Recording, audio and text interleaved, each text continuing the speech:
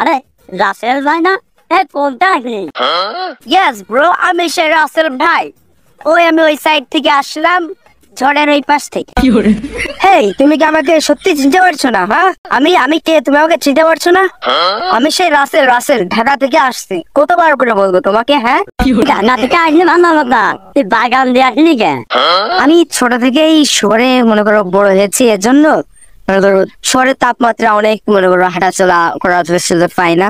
এর জন্য মনে করো আমি এই আমাদের এই গ্রামের সৌন্দর্য প্রকৃতি উপভোগ করতে করতে গাছের তল দিয়ে হাঁটতে হাঁটতে আসছি।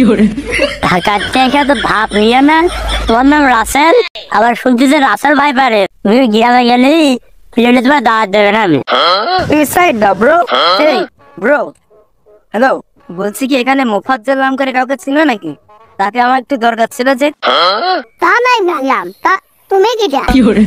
আমি রাসেল ভাই, আমি অনেক দূর থেকে আসছি তো, তার সাথে একটু দেখা করার দরকার ছিল। তুমি কি তাকে চেনো?